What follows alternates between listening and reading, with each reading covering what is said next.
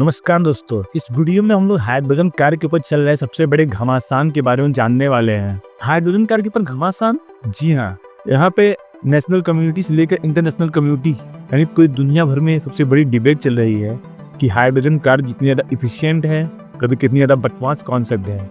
India में नितिन गडकरी साहब इसके सबसे बड़े सपोर्टर हैं। मैं पार्लियामेंट में आता हूँ तो हाइड्रोजन के गाड़ी में आता हूँ।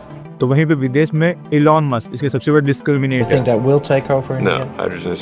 ऐसी कौन सी प्रॉब्लम है इसमें जो लोग इसके पीछे पड़े हुए हैं और ये सबसे बड़ा धोखा बन सकता। तो इस वीडियो में हम लोग जानेंगे उस बेसिक कॉन्सेप्ट के बारे में जिसके बारे में लोग आपको बताना नहीं चाहते हैं। सबसे बड़ी समस्या यहाँ पे ये है कि इसमें सिर्फ इंजीनियरिंग लेवल पर ही नहीं, फिजिक्स लेवल पर ही पूरी तरीके से नाकामी दिखाई पड़ रही है। यानी आप ये भी कह सकते हैं कि हाइड्रोजन को आप फिजिक्स के लेवल पर ही पूरी तरीके से नकार सकते थे, लेकिन यहाँ पर ऐसा नहीं हुआ है। तो ऐसी कौन सी समस्या है? इसके लिए सबसे पहले आपको बेसिक कंसेप्ट को समझना पड़ेगा। फॉर एग्जाम्पल, हाइड्रोजन क्या है? आपको समझना पड़ेगा कि जो हाइड्रोजन हमारे ब्रह्मांड का सबसे कॉमन और लाइटेस्ट मटेरियल है।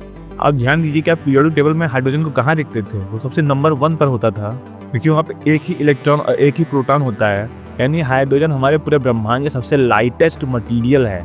किसी भी तरह की केमिकल प्रॉपर्टी और फिजिकल प्रॉपर्टी उसकी अदर एलिमेंट से पूरी तरीके से अलग होने वाली है। और यहीं पे सबसे बड़ा क्वेश्चन उठता है। फॉर एग्जाम्पल, दूसरा कॉन्सेप्ट है कि क्या आपको लीटर और किलोग्राम में अंतर पता है? अगर आप मेरा ही एग्जाम्पल ले लीजिए तो बचपन में मैं सोचता था कि 1 लीटर 1 किलोग्राम में क्या अंतर होगा।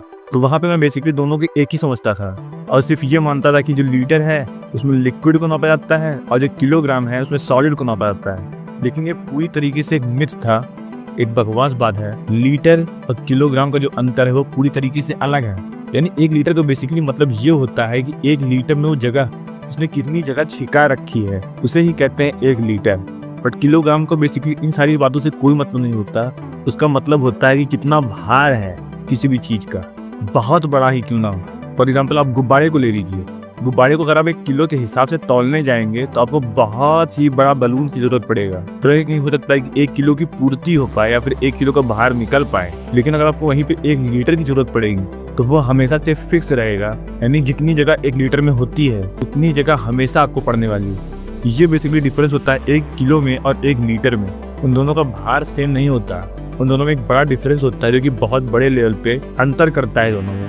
और यही वो कॉन्सेप्ट है जिसके ऊपर लोगों को बेवकूफ़ बनाया जा रहा है। क्योंकि बड़े बड़े नेता, इंजीनियर्स जो कि बेसिकली इन सारी डिटेल पे क्वेश्चन नहीं करते, उनको नहीं पता है कि मार्केट में क्या क्या समस्याएं चल रही है। वो पूरी तरीके से टैक्स पेयर का सारा पैसा खाने वाली है और उससे कोई भी फर्क नहीं पड़ने वाला। दोस्तों, बेसिकली हाइड्रोजन का सबसे बड़ा कॉन्सेप्ट यही है कि ऐसा क्यों आया है मार्केट में। हम लोगों को एक क्लीन टेक्नोलॉजी चाहिए। यानी इलेक्ट्रिक व्हीकल का आप जमाना देख ही रहे होंगे, तो हमें एक क्लीन टेक्नोलॉजी चाहिए जो हमारी सारी की सारी समस्याओं को खत्म कर दे और पॉल्यूशन को पूरी तरीके से खत्म कर दे। और उसी दिशा में लोग डिफरेंट अप्रोचेस को अपना रहे हैं। फॉर एग्जांपल, हाइड्रोजन कार को आप ले लीजिए। यहाँ पे हाइड्रोजन का जो बेसिकली मतलब है कहने का, जिसे पानी से बनाया जाता है, वो रिन्यूएबल टेक्नोलॉजी है, उससे पॉल्यूशन नहीं होता है, उसकी एनर्जी डेंसिटी भी बहुत ज़्यादा है, तो सबसे बेस्ट टेक्नोलॉजी होनी चाहिए। फॉर एग्जाम्पल, आप इलेक्ट्रिक व्हीकल को सिर्फ और सिर्फ कार्स में, बाइक्स में, फिर डिफरेंट तरह के छोटे व्हीकल्स में देखते होंगे। लेकिन क्या होगा हैवी ट्रक्स का, सेमी ट्रक्स का, जंबो जेट्स का, ट्रेन्स का, वहाँ भी जाकर इलेक्ट्रिक व्हीकल पूरी तरीके से अपने आप को बोल जाते हैं। यानी वो बोलते हैं कि हमसे अब नहीं हो पाएगा। इलेक्ट्रिक व्हीकल जंबो जेट्स को हैंडल नहीं कर पाते हैं। अब बेसिकली जो मैंने आपको बताया था किलोग्राम और लीटर, उसका बेसिकली लेना देना सिर्फ इतना ही है। तो किसी भी तरह के वेट को लीटर में लेके दौड़ेंगे, किलोग्राम में लेकर नहीं दौड़ेंगे। क्योंकि आपकी बाइक का एक साइज है और आप उस साइज को मेंटेन करना चाहेंगे। आप नहीं चाहेंगे कि किलोग्राम के हिसाब से भले कोई हल्की चीज लाद दी गई हो और उसका साइज बहुत बड़ा हो, तो क्या आप ऐसी कोई बाइक चलाना चाहेंगे? तो बेसिकली आपको साइज से मतलब है, ना कि भार से। और हाइड्रोजन कार भी एक इलेक्ट्रिक व्हीकल ही है, तो इसमें सिर्फ एक फ्यूल सेल लगा होता है जो कि आगे चलकर बैटरी को चार्ज करता है। इस वीडियो को दोस्तों पूरा जरूर देखिएगा, वो समझ में आएगा कि मैं यहाँ पे कोई इंजीनियरिंग लेवल की बात नहीं कर रहा हूँ। मैं उससे भी ऊपर के लेवल की डिटेल आपको दे रहा हूँ। यानी फिजिक्स के लेवल पर ही हाइड्रोजन एक फ्लॉप टेक्नोलॉजी है for car engines, bikes, jumbo jets and trucks. यानी इन सारी चीज़ों में हाइड्रोजन एक यूजलेस टेक्नोलॉजी है। अब आपको डिटेल देने के लिए मैं आपको सबसे पहले समझा देता हूँ। आपको स्वयं में समझाया था कि किलोग्राम और लीटर में क्या अंतर है, तो उसका क्या मतलब है। तो बेसिकली मतलब यहाँ पे ये है कि जो डीजल होता है उसके अंदर जो कैपेसिटी होती है वो 12,700 वाट आवर पर किलोग्राम होता है। यानी 1 किलोग्राम में वो 12,700 वाट पर आवर जलता है। वहीं पे अगर पेट्रोल को देखा जाए तो 12,200 ग्राम वाट आवर पर किलोग्राम, यानी 1 किलोग्राम में वो 12,200 ग्राम चलता है। बट वहीं पे अगर आप हाइड्रोजन को ले लेंगे तो वो 33,300 वाट आवर पर किलोग्राम उसकी एनर्जी डेंसिटी होती है। और इतना ही नहीं, अगर आप उसको कंप्रेस करके लिक्विड फॉर्म में बना लेंगे तो ये नंबर और भी बढ़ने वाला है, यानी 45,000 तो जाने वाला है। सोच कर देखिए, 45,000 वाट आवर पर किलोग्राम, ये इतना बड़ा नंबर है कि पूरी तरीके से किसी भी इलेक्ट्रिक व्हीकल टेक्नोलॉजी इंडस्ट्री में एक भूचाल ला सकता है। और यही वो क्रांतिकारी नंबर है। तो आप यहाँ पे सोच रहे हैं कि मैं तो इसके विरोध में बात करने वाला था, तो मैंने ये इतना पॉजिटिव नंबर क्यों दिया। बेसिकली मैंने आपके दिमाग के साथ एक ट्रिक खेली है। ये सारी बातें, जितनी बातें मैंने आपको बताई वो सारी की सारी सच है। जहाँ पे मैंने 2 बातें की थी, 1 किलोग्राम और 1 लीटर। यहाँ पे अपने पूरा का पूरा खेल किलोग्राम में तो सुन लिया है, लेकिन लीटर में जब आप सुनेंगे तो पूरा का पूरा खेल ट्विस्ट करने वाला है, यानी बदल जाने वाला है, जो कि आपको समझ में नहीं आएगा कि ऐसा कैसे हो सकता है। फॉर एग्जाम्पल, अगर आप लीटर में देखेंगे तो डीजल है तो 10,700 वाट आवर पर लीटर के हिसाब से चलता है। वहीं पे पेट्रोल को देखेंगे तो 9,700 वाट आवर पर लीटर के हिसाब से जलता है। बट वहीं पे अगर आप लिक्विड हाइड्रोजन को देखेंगे तो वो सिर्फ 2,000 वाट आवर पर लीटर के हिसाब से जलता है। अब आप यहाँ पे पूरी तरीके से समझ गए होंगे कि ऐसा क्या डिफरेंस है इन दोनों में। फॉर एग्जाम्पल, जब आप हाइड्रोजन को किलोग्राम में नापते हैं तो 45,000 वाट आवर पर किलोग्राम के हिसाब से जलता है, जो कि डीजल से, पेट्रोल से 3, 4, 5 गुना ज़्यादा ताकतवर दिखाई देता है। लेकिन जैसे उसको 1 लीटर में नापते हैं, यानी कितनी जगह वो छिका रहा है उसके हिसाब से नापते हैं। 1 लीटर की टंकी लगा के उसमें हाइड्रोजन भरते हैं, 1 लीटर की टंकी लगा के उसमें पेट्रोल भरते हैं, और 1 लीटर की टंकी लगा के उसमें डीजल भरते हैं, तब जो एनर्जी डेंसिटी निकल कर आती है वो मात्र 2,000 वाट आवर पर लीटर, इन कंपेरिजन तो डीजल एंड पेट्रोल जो कि 10-10 हज़ार भी जा रहे हैं। ऐसा क्या है? वही मैंने शुरुआत आपको बताया था कि जो हाइड्रोजन है वो पूरे ब्रह्मांड का मतलब लाइटेस्ट मटेरियल है, यानी बहुत ही हल्का मटेरियल है। उसको किलोग्राम में आप नापने जाएंगे और लीटर की चिंता नहीं करेंगे तो बहुत ही बड़ा बर्तन लगेगा, बहुत ही बड़ा टैंकर लगेगा जिसमें आपको हाइड्रोजन को भरना पड़ेगा। और उसका वजन अभी भी 1 किलोग्राम ही होने वाला है, जिसकी वजह से उसकी क्षमता है वो 45,000 वाट आवर पर किलोग्राम के हिसाब से होती है। लेकिन अगर आप उसी को एक कॉम्पैक्ट 1 लीटर के बर्तन में रखेंगे और उसी बर्तन में पेट्रोल और डीजल से कंपेयर करेंगे तो आपको हाइड्रोजन की असली औकात पता चलेगी। और यही वो सबसे बड़ी लिमिट है जो हाइड्रोजन को एक फ्लॉप टेक्नोलॉजी बना रही है, यानी ये एनर्जी डेंसिटी की लेवल पर ही मात खराबती है।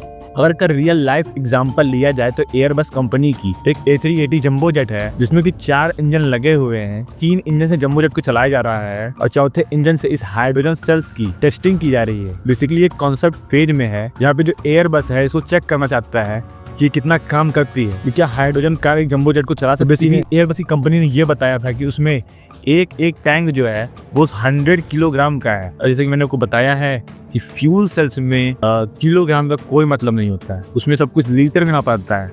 उसका आयतन कितना है, उसका वॉल्यूम कितना है, कितना जगह छिका रहा है, कितना बड़ा टैंक है, तो 1,500 लीटर का एक टैंक है। और ऐसे ऐसे 4 टैंक लगे हुए हैं, तो आप समझ सकते हैं कि 5600 लीटर के 4 टैंक लगे हुए हैं जिसमें कि हाइड्रोजन गैस धरी हुई है और उससे एक इंजन चलाया जाएगा। और जैसा कि मैंने आपको बताया था कि इसमें 4 इंजन लगे हुए हैं, लेकिन गलती से भी जो चौथा इंजन जिस पर टेस्ट हो रहा है उसे मेन इंजन से नहीं जोड़ा जाएगा। ऐसा क्यों? क्योंकि बेसिकली हमको हाइड्रोजन की एनर्जी इफिशिएंसी को चेक करना है, उसकी एनर्जी डेंसिटी को चेक करना है कि वो कितना काम कर सकता है, कि क्या वो साइड प्लेयर के रूप में भी काम कर सकता है या नहीं कर सकता है। नहीं तो अगर उसे मेन इंजन से जोड़ दिया गया तो मैथमेटिकली जैसा कि हमको पता है कि उसके अंदर इतनी एनर्जी डेंसिटी ही नहीं है, अगर उसे गलती से भी वहाँ पे एक्शन में ले लिया गया तो कुछ सेकंड में ही पूरी की पूरी एनर्जी खत्म हो जाएगी, पूरा का पूरा हाइड्रोजन गैस लिक्विड फ्यूल खत्म हो जाएगा और जो जंबो जेट है वो खतरे में आ सकता है, यानी उस पर भरोसा ही नहीं किया जा सकता। और दूसरा जो एग्जांपल है वो मिराई टैंक का इंटरनल वॉल्यूम है जो कि 122 लीटर का है और सिर्फ हाइड्रोजन फ्यूल है, जिसके बाद एक बैटरी भी लगेगी जिसको वो हाइड्रोजन फ्यूल चार्ज करेगा और उसके बाद उसके अंदर सिस्टम लगा होगा और जिसके बाद वो कार चलेगी। यानी इतना बड़ा टैंक अगर डीजल पेट्रोल का लगा होता तो आप उतने फ्यूल में पूरे एक राज्य का चक्कर काट लेते हैं। बट यहाँ पे इसकी एनर्जी डेंसिटी कम होने की वजह से ये डीजल और पेट्रोल के मामले में 5-6 गुना कम एनर्जी एफिशिएंसी दिखाने वाला है और ये इसके नेचुरल मैथमेटिक्स है। आप अगर सोच रहे होंगे कोई भी टेक्नोलॉजी अगर मार्केट में आ रही है तो रिन्यूएबल्स के नाम पे या फिर क्लाइमेट चेंज के नाम पे चल सकती है, बट आप देखेंगे अगर कोई भी इंसान पैसा खर्च कर रहा है तो बेसिकली उसको इन सारी चीजों से कोई मतलब नहीं है। उसको इस बात से मतलब है कि क्या जो पुरानी टेक्नोलॉजी है उसके बराबर की ये टेक्नोलॉजी है या नहीं है, वरना ये सारी चीजें यूजलेस होने वाली है। हाइड्रोजन कार मैथमेटिकल लेवल पे यानी नेचुरल लेवल पर ही यूजलेस है। इसको इंजीनियरिंग से या फिर किसी और मेथड से नहीं सुधारा जा सकता है। अगर 100 लीटर के 200 लीटर के टैंक किसी कार में लगाए जाएंगे तो उसमें इतनी जगह ही नहीं बचेगी कि वो पैसेंजर्स को कैरी कर पाए, जिसकी वजह से ऑलरेडी ये सारे कॉन्सेप्ट पूरी तरीके से फ्लॉप हो रहे हैं। यानी हाइड्रोजन कार का जो हाइप अगर आप उसे पूरी दुनिया में देखेंगे तो धीरे धीरे मार्केट धीरे धीरे लो होता जा रहा है। उसका सबसे बड़ा कारण यही है कि वो फिजिक्स के लेवल पर ही फ्लॉप है। और हाइड्रोजन कार में नेचुरल लेवल पर सिर्फ इतनी ही प्रॉब्लम नहीं है, ये बहुत ही वॉलेटाइल गैस है। लिक्विड हाइड्रोजन मटेरियल के अंदर जाकर उसे डिग्रेड करती है। ये बहुत ही एक्सप्लोसिव टाइप की गैस है। फॉर एग्जांपल मैंने आपको जहाँ तक अभी तो बताया है उन सभी चीज़ों में लिक्विड हाइड्रोजन का इस्तेमाल किया जाता है, जिसे बहुत ही ज़्यादा कंप्रेस किया जाता है ताकि उसकी एनर्जी डेंसिटी को बढ़ाया जा सके। इसे लिक्विड फॉर्म में बदला जाता है, यानी 700 बार तक उसे दबाया जाता है, कंप्रेस किया जाता है, जिसकी वजह से वे एक्सप्लोसिव बॉम्ब की तरह एक्ट कर सकती है, क्योंकि हाइड्रोजन फ्यूल सेल्स को बहुत ही ज़्यादा खतरनाक बनाती है। और इसकी जो सबसे बड़ी दूसरी समस्या है वो है इसकी एनर्जी इफिशियंसी, जो कि इंजीनियरिंग लेवल पे है। यानी नेचुरल लेवल पे हाइड्रोजन फ्लॉप टेक्नोलॉजी है तो आपको पता चल ही गया है, लेकिन एक इंजीनियरिंग लेवल पर भी इसकी प्रॉब्लम है। वो क्या है? वो है एनर्जी इफिशियंसी। एनर्जी डेंसिटी इसकी कमजोर है, लेकिन एनर्जी इफिशियंसी वो क्या करती है, क्यों वहाँ पे ये फ्लॉप है, उसको देखते हैं। बेसिकली एनर्जी एफिशिएंसी का मतलब ये होता है इसे एज ए फ्यूल सेल में यूज करने तक डिफरेंट मैकेनिज्म से हाइड्रोजन को एक्सट्रैक्ट करने के बाद in comparison to all technology वो कितना काम करता है, वो कितनी एनर्जी एफिशिएंसी दिखाता है। हम पानी के अंदर इलेक्ट्रिसिटी को इंट्रोड्यूस करते हैं जिसमें उससे हाइड्रोजन फ्यूल की एनर्जी एफिशिएंसी का पता चलता है। फॉर एग्जाम्पल दोनों अलग अलग हो जाते हैं, -279 डिग्री सेंटीग्रेड को ठंडा करके फिर H2 यानी हाइड्रोजन को लिक्विड में एक टैंक में फिल करते हैं। ये सारा मेथड इलेक्ट्रोलिसिस की मेथड से किया जाता है। लिक्विड बदलने तक शुरुआत से कितनी एनर्जी का इस्तेमाल किया गया है, यानी अब इसमें 75% ही एनर्जी रह जाती है। फिर इसको ट्रांसपोर्ट करना, उसके बाद फ्यूल टैंक में उसे फ्यूल एंड इलेक्ट्रिसिटी में बदलना, फिर 25% एनर्जी लॉस हुई है। उसके बाद कंप्रेस करना, चिल्ड करना और फिर मोटर को चार्ज करती है। इतने में इसकी एनर्जी इफिशिएंसी 35% से 40% तक रह जाती है, यानी 60% एनर्जी पूरे प्रोसेस में वेस्ट हो जाता है और हम सिर्फ 40% एनर्जी हाइड्रोजन का निकाल पाते हैं, उसका इस्तेमाल कर पाते हैं। यानी जितनी बार हम एनर्जी ट्रांसमिशन करते हैं उससे जितने फॉर्म्स में उसकी इफिशिएंसी हर बार एक नए रूप में बदलने पर घटती रहती है। इसे कहते हैं वेक्टर एनर्जी ट्रांसमिशन। किसी भी चीज़ का लगातार ट्रांसफॉर्मेशन करने पर उसकी एनर्जी लगातार कम होती जाती है, जो कि हर जगह होता है। ये एक नेचुरल रूल है in comparison of electric vehicle, जो कि 80 से 90% तक एनर्जी इफिशिएंट होते हैं। यानी हाइड्रोजन की एनर्जी इफिशिएंसी और एनर्जी डेंसिटी दोनों ही वीक है। तो आप सोच रहे हैं कि ऐसा क्यों है? बहुत सारे लीडर्स से क्यों फॉलो कर रहे हैं? इसकी सबसे बड़ी वजह इसके पीछे चल रही हाइप है, जो शुरुआत में इंजीनियर और साइंटिस्ट लेकर दौड़े थे। पूरी दुनिया में वो हाइप खत्म हो चुकी है और अभी इंडिया में खत्म होनी बाकी है। दोस्तों आज की वीडियो में इतना है। अगर वीडियो पसंद आए तो वीडियो को लाइक करिए, हमें सब्सक्राइब करिए। दोस्तों मेरे स्टूडेंट, मेरे पास फाइनेंशियल स्टेबिलिटी नहीं है, आप ज्वाइन बटन पे थैंक बटन दबा कर मुझे फाइनेंशियल सपोर्ट कर सकते हैं। वीडियो पसंद आए तो वीडियो को लाइक करिए, चैनल को सब्सक्राइब करिए। अभी के लिए इतना ही, बाय बाय।